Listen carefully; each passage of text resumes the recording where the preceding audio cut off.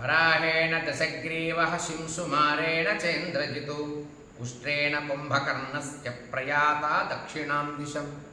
త్రిజట తన స్వప్నాన్ని ఆ రాక్షస స్త్రీలకు చెబుతూ ఇలా అంటోంది, ఏమమ్మా రాక్షస స్త్రీలారా, సీతాదేవిని ఏమనకండి, ఆమె మనకు రక్షణ. ఇప్పుడు ఆమెను మనం బ్రతిమలాడుకుంటే కనీసం మనం బ్రతకనైనా బ్రతుకుతాం.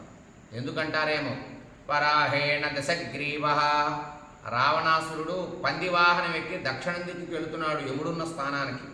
శింసుమారేణ చేంద్రజితు, మకర వాహనం ఎక్కి ఇంద్రజిత్తు వెళుతున్నాడు దక్షిణం దిక్కు. ఉష్ట్రేణ కుంభకర్ణస్య, ఒంటె ఎక్కి కుంభకర్ణుడు వెళుతున్నాడు దక్షిణ దిక్కు. ఈ ముగ్గురికి ప్రాణాపాయం ఉన్నది అని నాకు అనిపిస్తోంది. దక్షిణ దిక్కుకి వెళుతున్నారు వీళ్ళు, ఉత్తర దిక్కుకు కాదు దక్షిణ దిక్కుకి వెళుతున్నారని చెప్తోంది ఈ త్రిజట. దీనివల్ల మనం అర్థం చేసుకోవాల్సింది ఏమిటి, లంకని పాలించేటటువంటి రావణాసురుడికి, రావణాసురుడు కుమారుడైనటువంటి ఇంద్రజిత్తుకి, అలాగే రావణాసురుడు సోదరుడైనటువంటి కుంభకర్ణుడికి అందరికీ కూడా ప్రాణగండం ఉన్నది అని నాకు అనిపిస్తూ ఉన్నది అని ఈ త్రిజట చెప్పటం ప్రారంభించింది. ఏకస్తత్ర మయా దృష్టః, ఏకస్తత్ర మయా దృష్టః శ్వేతఛత్రో విభీషణః శుక్లమాల్యాంబరధరః శుక్లగంధానులేపనః.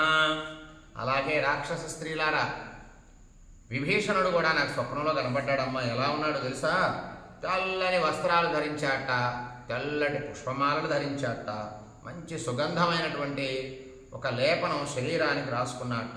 ఆ ప్రదేశం అంతా కూడా మధురమైనటువంటి వాసన వస్తూ ఉంది. శంఖదుందుభి నిర్ఘోషైర్నృత్తగీతైరలంకృతః ఆరుహ్యశైల సంకాశం మేఘస్థ నితనిస్వనం. ఈ యొక్క తెల్లటి వస్త్రాలు, తెల్లటి ఆభరణాలు, తెల్లటి పుష్పమాలను ధరించినటువంటి విభీషణుడైతే ఉన్నాడో ఆ విభీషణుడు ఉన్న చోట శంఖం మోగుతూ ఉంది, దుందుబులు మోగిస్తున్నారు, మంగళకరమైనటువంటి వాయిద్యాలు మోగిస్తున్నారు. చతుర్దంతం గజం దివ్యం ఆస్తే తత్ర విభీషణ, 4 దంతాలు ఉన్నటువంటి ఒక గొప్ప ఏనుగు మీదకి ఎక్కి కూర్చున్నట్ట విభీషణుడు. చతుర్భిః సచివై సార్ధం వైహాయ సముపస్థితః, ఆనందంగా ఎక్కినటువంటి ఎంతోమంది మంత్రులు అతన్ని కీర్తిస్తున్నారట, పొగుడుతూ ఉన్నారట. అటువంటి విభీషణుడు నాకు కనబడ్డాడమ్మా. విభీషణుడుగా మంగళమైనటువంటి పరిస్థితులు కనబడుతున్నాయి, రావణాసురుడికి కీడు కనబడుతుంది నాకు స్వప్నంలో అని చెప్పింది త్రిజట. సమాజస్య మయా దృష్టో గీతవాదిత్ర నిస్వనః విపతాం రక్తమాల్యానాం రక్షసాం రక్తవాససం. ఎర్రని మాలలు ధరించి పాటలు పాడుతున్నటువంటి ఎందరో ఆయన చుట్టూ ఉన్నారు, విభీషణుడి చుట్టూ. ఆయన ఆనందంగా కనపడ్డాడు అని త్రిజట చెప్తోంది. ఆ తర్వాత లంకాం చేయం పురీ రమ్య సవాజి రథకుంజర సాగరే పతితా దృష్ట భగ్న గోపుర తోరణ. అలాగే ఓ రాక్షస స్త్రీలారా, ఇకనైనా సీతాదేవిని మీరు భయపెట్టడం ఆపండి. ఏమిటని అంటారేమో, ఈ యొక్క లంకాపట్టణంలో ఉన్నటువంటి గోపురాలు, భవనాలు, ముఖద్వారాలు, ఎన్నో మహావృక్షాలు, గొప్ప అందమైనటువంటి తోటలన్నీ కూడా గజాలు అంటే ఏనుగులు, గుర్రాలు, అశ్వాలు అన్నీ కూడా సముద్రంలో మునిగిపోయినట్టు కనపడిందమ్మా. ఇది ప్రమాదం కదా, లంకకి కీడు కదా, ఇలాంటి కళ రావచ్చా అని మళ్ళీ చెప్తుంది. లంకా దృష్ట మయా స్వప్నే రావణేనాభిరక్షిత దగ్ధారామస్య దూతేన వానరేణ తరస్విన. ఈ మాట చెప్తూ ఈ యొక్క త్రిజట ఈ మాట అంటుంది. అసలు ఈ లంకాపట్టణం అంతా కూడా మంటలతో నిండిపోయిందట, ఆ భవనాలన్నీ కాలిపోతున్నాయట.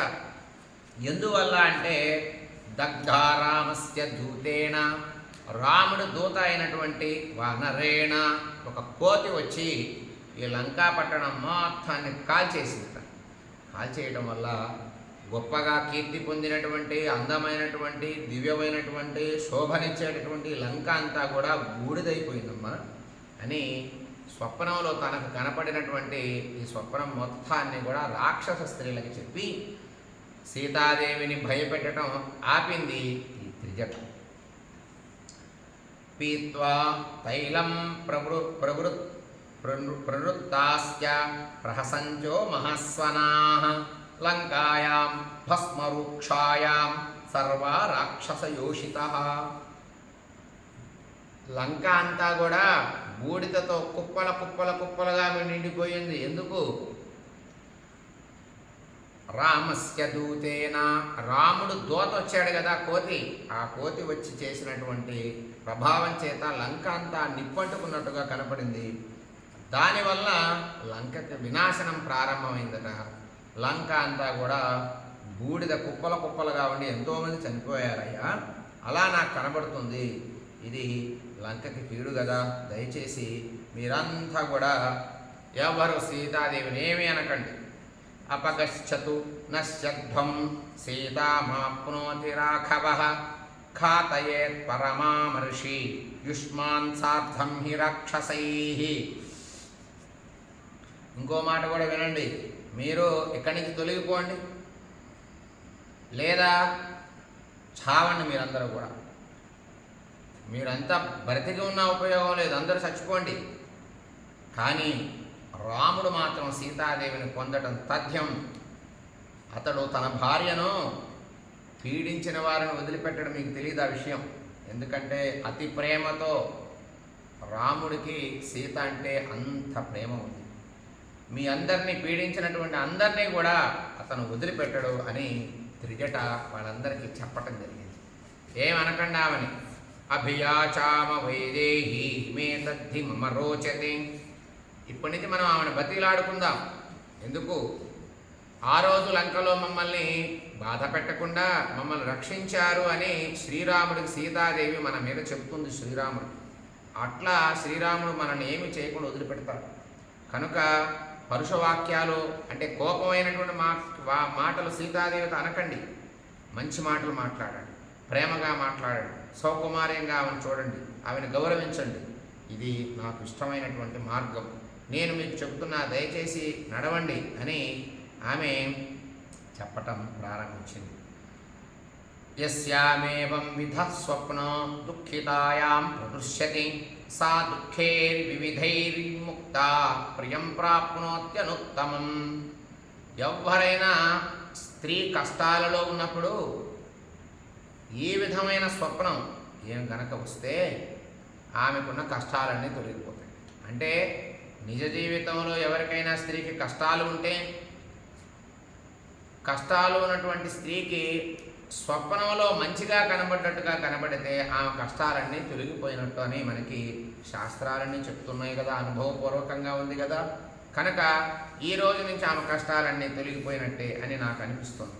కనుక ఎవరు ఆమెను ఏమనకండి అని సీతాదేవిని భయపెట్టేటటువంటి రాక్షస స్త్రీలని త్రిజట ఆపటం జరిగింది.